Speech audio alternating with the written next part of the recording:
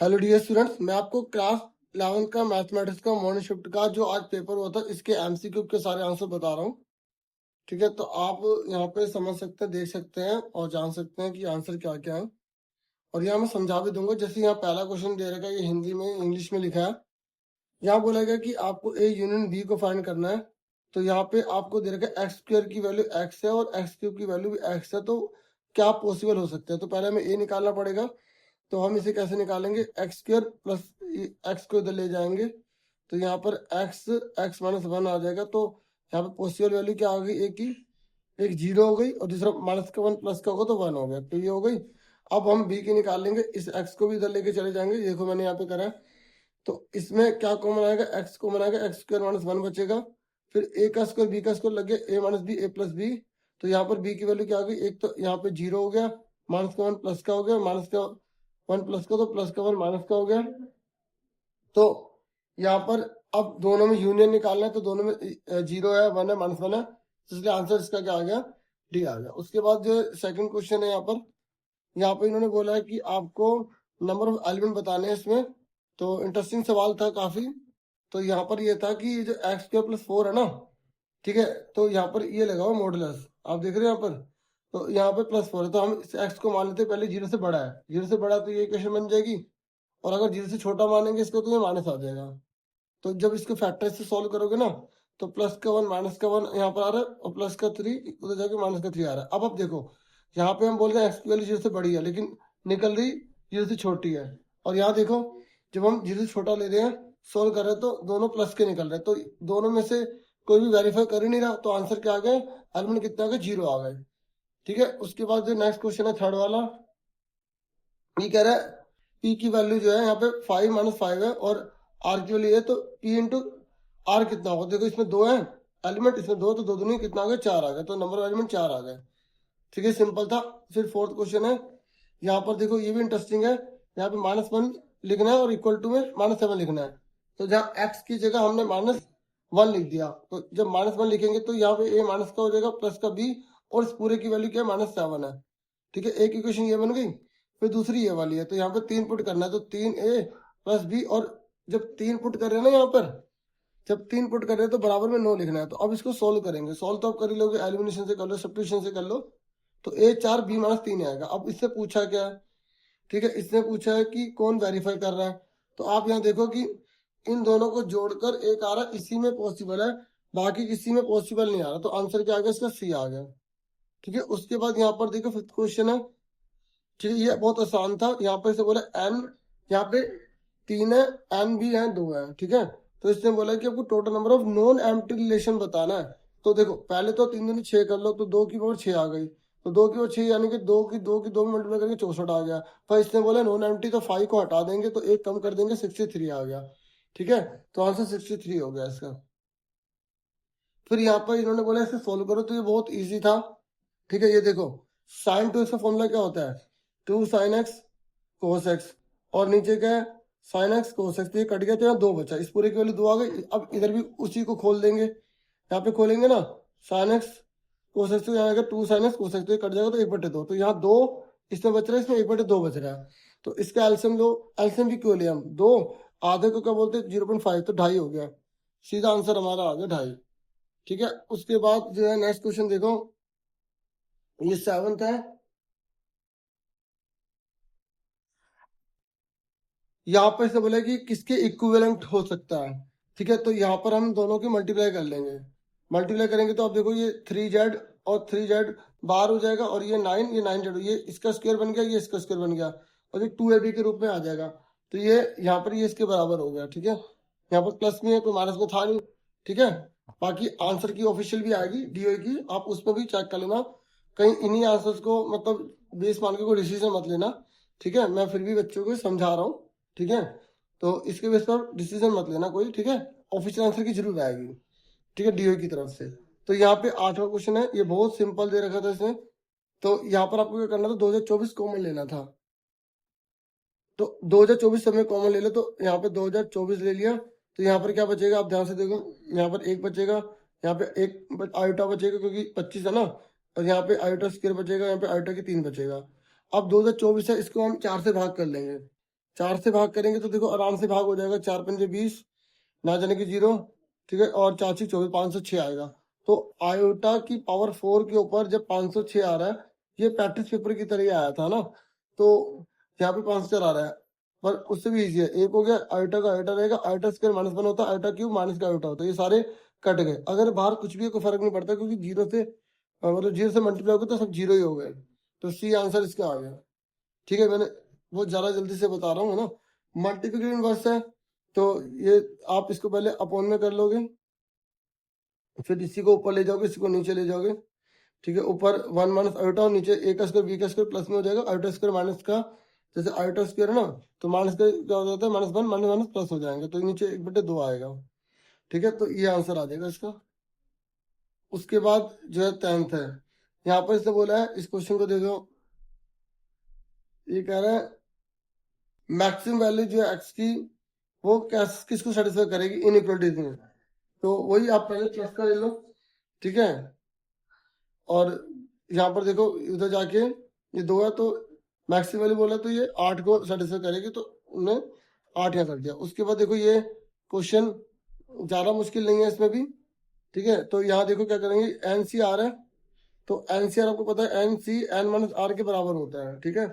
तो यहाँ पर आप इसको खोलोगे ना 20, देखो यहाँ 20 C 18 है, तो ये 20 माइनस 18, तो यानी कि 20 C 2, तो यानी कि 20 20 C 2 के बराबर है। तो इसका मतलब ये भी कट गया, ये भी कट गया, 1 1 2 आ गया, ठीक है।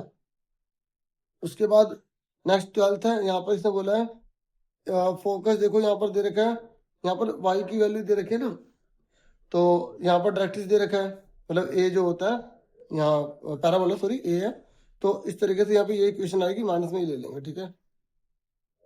X square equal to 4ay होता है ना, वो तो आपको पता ही होगा ये। और ये किस ऑक्टेंट में आएगा, ठीक है, 8 ऑक्टेंट होते हैं, उसमें ये 7 नंबर पर आ रहा है, ठीक है। तो आपने बना लिया होगा, जैसे मैंने बच्चों को 4 पर प्लस 4 पर माइनस लिख के सिखाया था, फिर 2 पर प्लस ऐसे बताया था। देखो मैं बता देता हूँ शॉर्ट में, देखो 4 पर प्लस 4 पर माइनस, फिर 2 पर प्लस 2 पर माइनस, 2 पर प्लस 2 पर माइनस, फिर प्लस माइनस माइनस प्लस, फिर प्लस माइनस माइनस प्लस, तो ये देखो 7वें नंबर पर आ रहा है, ठीक है।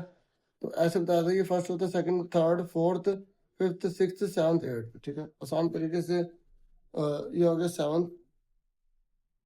उसके बाद देखो यहाँ पर ये बहुत आसान था, ए का स्क्वायर बी का स्क्वायर फॉर्मूला लगा देंगे, a minus B A plus B, ये कट जाएगा, x प्लस 1, अब लिमिट लगा देंगे, x की जगह 1 लिख देंगे, तो 2 आंसर आ गए, ठीक है। उसके बाद यहाँ पर देखो इसमें लिमिट लगाएंगे, देखो साइन 5x अपॉन में x है, तो यहाँ 5 से मल्टीप्लाई 5 से डिवाइड कर देंगे, इसमें भी ये करेंगे, ठीक है। 5 से मल्टीप्लाई कर देंगे, 5 से डिवाइड कर देंगे, ठीक है। मेरी बात सुन रहे हो? तो यहाँ पर देखो मैं आपको इसे करके दिखा देता हूँ, देखो यहाँ पर इसे ना 5 से मल्टीप्लाई करेंगे, 5 से डिवाइड करेंगे, तो अब हमें ना ये फॉर्मूला जो होता है ना, वो ये होता है, जैसे 10x अपॉन में x होता है, तो इसको हमें बटे में लाना पड़ेगा।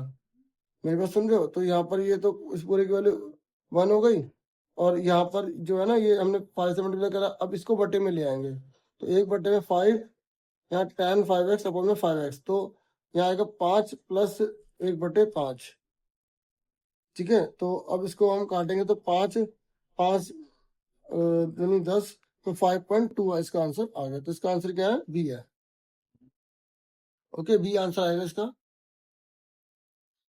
उसके बाद जो है नेक्स्ट क्वेश्चन है यहाँ पर, तो इसका आपको डेरिवेटिव लगाना पड़ेगा, क्वेश्चन रूल लगाना पड़ेगा, ठीक है। नीचे वाला ऐसे ऊपर वाला, तो इस तरीके सॉल्व करने पर ही आ जाएगा, ठीक है। अब मैं इसे सॉल्व नहीं कर रहा, क्वेश्चन रूल बता दिया आपको, क्वेश्चन रूल लगाना, ठीक है। और यहाँ पर इसने बोला है कि आपको मीन डिवीजन निकालना है, ठीक है, मीन से निकालना है। तो देखो पहले मीन निकालो, 7 6 13, 13 5 18, 18 और 4 22, 3 25, 25 1 2 3 4 5 से भाग करा, 5 आ गया, ठीक है। अब 5 को सब में से घटा देंगे, तो 2 1 0 1 बचेगा, क्योंकि मॉडुलस होता है तो माइनस वाला भी प्लस बन जाता है। जोड़ा 6 आ गया, अब 6 को डिवाइड कर देंगे 5 से, तो यहाँ पर जो डिवाइड करेंगे तो 5 1 5, 5 3 10, 1.2 आ गया, ठीक है। इस तरीके से हमारा आंसर आ गया। फिर उसके बाद यहाँ पर इसने बोला अगर ये दोनों बराबर है तो क्या होगा, ये बराबर ही होगा, तभी होगा।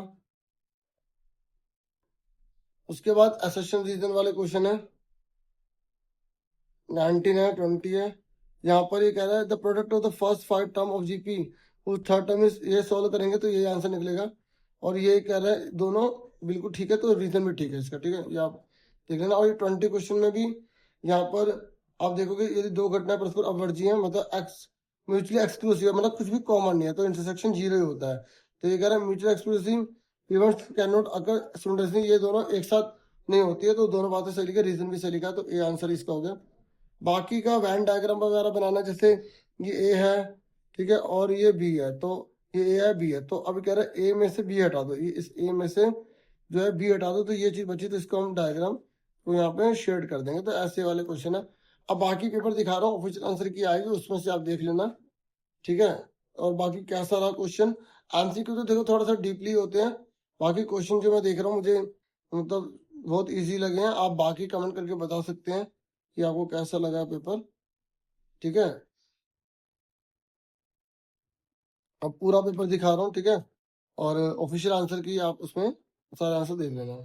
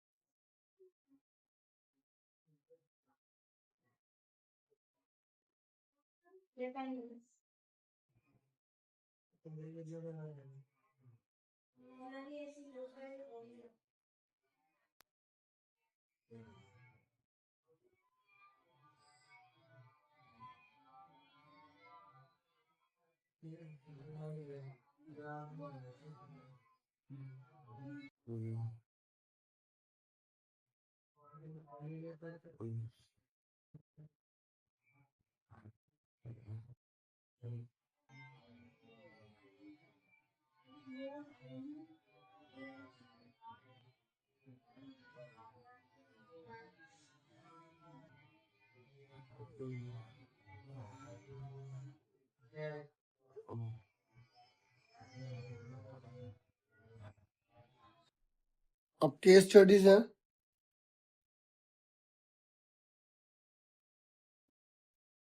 मैं हिंदी में भी दिखा रहा हूँ ताकि जिस बच्चे से कुछ डाउट वगैरह या किसी और बोर्ड का या किसी और स्टेट में कोई हिंदी में है, तो वो बच्चे भी प्रैक्टिस कर पाएंगे, ठीक।